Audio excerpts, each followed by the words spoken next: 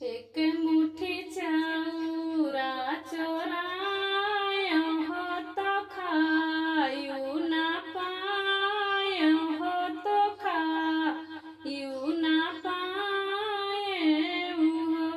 मोरी ननदी उठला कमारिया में पीरे हो दरादी या से व्याकुल हो दरादिया से व्याकुल हो। मोरी ननदी उठला कमारिया में पीरे हो दरादिया से व्याकुल हो।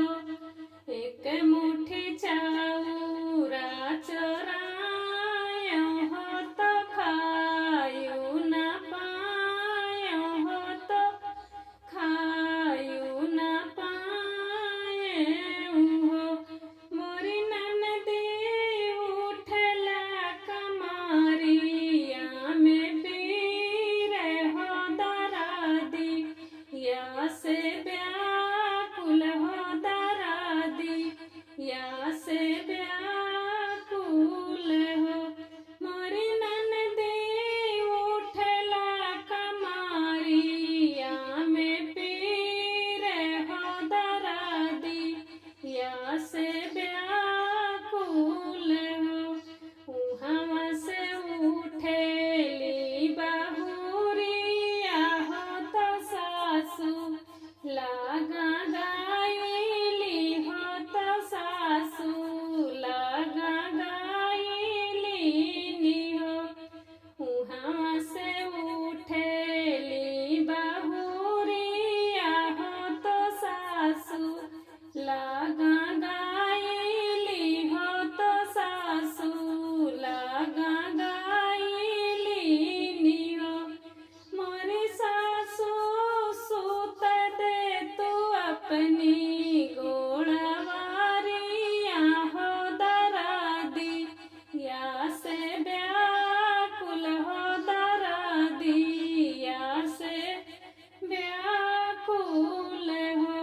मोरी सासू सूत दे तू अपनी गोड़वारिया हो दरादी या से व्याकुल हो।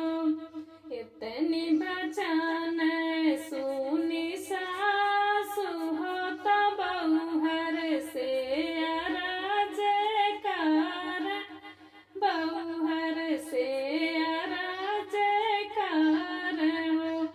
इतनी बचन सुनी सासू हो तो बहुहर से अरज कर हो।